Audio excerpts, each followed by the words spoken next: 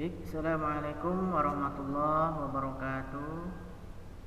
Alhamdulillah wa syukurillah wa qina adzabannar. Subhanaka la ilma lana illa ma 'allamtana innaka antal alimul hakim.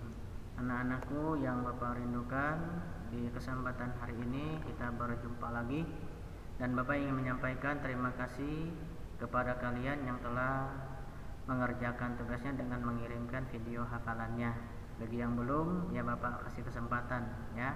Karena ini ada proses penilaian, Bapak berharap kalian kerjakan tugas kalian itu dengan baik. Dan di sini Bapak akan sedikit mengulas kembali tentang bab 1 ya.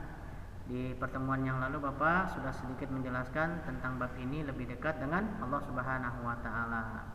Dan kita sudah membuat peta konsepnya bagaimana mengenal Allah Subhanahu wa taala, yaitu dengan bicara tentang iman kepada Allah Subhanahu wa taala. Bicara iman kepada Allah Subhanahu wa taala, nanti bicara tentang pengertian iman, kemudian bicara tentang sifat-sifat Allah Subhanahu wa taala.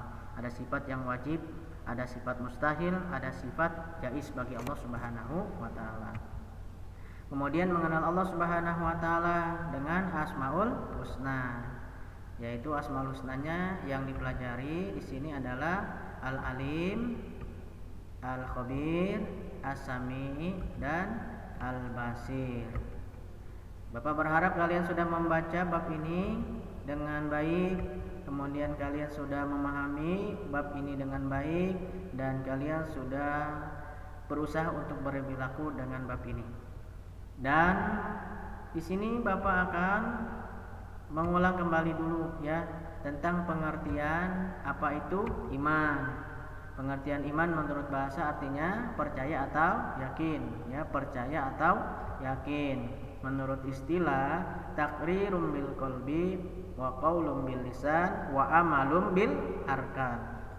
Itu ditetapkan di dalam hati, kemudian diucapkan dengan lisan dan diamalkan dengan perbuatan. Nah, kemudian kita akan bicara nih bagaimana mengenal Allah Subhanahu wa taala. Ada yang tahu enggak bagaimana mengenal Allah? Nah, ini ada cara-caranya. Yang pertama, mengenal wujud Allah Subhanahu wa taala, yakin akan keberadaan Allah Subhanahu wa taala. Bagaimana kita yakin akan keberadaan Allah Subhanahu wa taala? Dengan adanya makhluk yang diciptakannya. Ada manusia, hewan, tumbuhan, ya, benda langit dan benda bumi, semuanya diciptakan Allah Subhanahu wa taala. Setiap makhluk pasti ada yang menciptakannya. Kemudian yang kedua, mengenal rububiyah Allah Subhanahu wa taala. Bagaimana caranya? Mengimani penciptaannya ya, bahwa Allah Subhanahu wa taala yang menciptakan makhluk yang ada di muka bumi ini maupun yang ada di langit. Dan yang kedua, mengimani atas kekuasaannya. Manusia tidak memiliki apa-apa, tidak memiliki kekuasaan apa-apa. Hewan tidak memiliki kekuasaan apa-apa. Hanya Allah Subhanahu wa taala yang memiliki kekuasaan atas makhluk yang diciptakannya. Kemudian yang ketiga, pengaturannya, bahwa Allah Subhanahu wa taala yang mengatur nih ya. Kita bicara, kita berjalan, kita bergerak ya. Ada benda langit jatuh ya.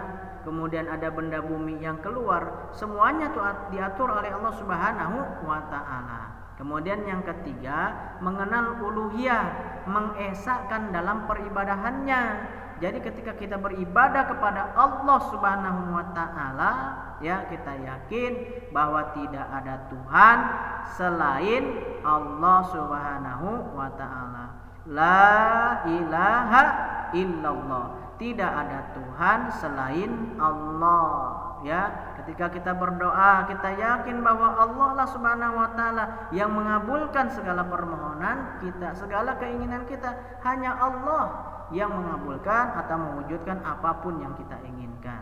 Kemudian yang keempat, mengenal dengan nama dan sifatnya. Ya, bagaimana caranya? Ya, Asmaul Husna yang jumlahnya ada 99 nama. Kemudian sifat-sifat wajib bagi Allah Subhanahu wa taala, jumlahnya ada 20 sifat. Kalian sudah menghafalnya. Kemudian ada sifat mustahil bagi Allah Subhanahu wa taala, juga ada 20 sifat, dan ada sifat jaiz bagi Allah Subhanahu wa taala, itu cuma ada 1. Nah, kemudian Ya, kemarin Bapak sudah menjelaskan juga nih tentang Asmaul Husna. Apa artinya Asmaul Husna?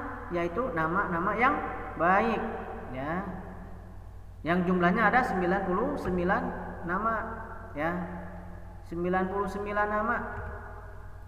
Nah, ini dalil nih tentang Asmaul Husna. Ada di Al-Qur'an surat Al-A'raf ayat 180, ya. Bunyinya walillahil asmaul husna fad'uhu biha wa dzarul ladzina yulhiduna fi asma'i sayuzzauna ma kanu ya'malun. Yang artinya hanya milik Allah Asmaul Husna, maka bermohonlah kepadanya dengan menyebut Asmaul Husna itu, dan tinggalkanlah orang-orang yang menyimpang dari kebenaran dalam menyebut nama-namanya. Nanti mereka akan mendapat balasan terhadap apa yang telah mereka kerjakan, ya. Nah, ini Asmaul Husna itu yang jumlahnya ada 99 nama, ya. Ada 99 nama, mulai dari Allah Ar-Rahmanur Rahimul Malikul Qudusus Salamul Mu'minul Muhaiminul Azizul Jabbarul Mutakabbir, ya.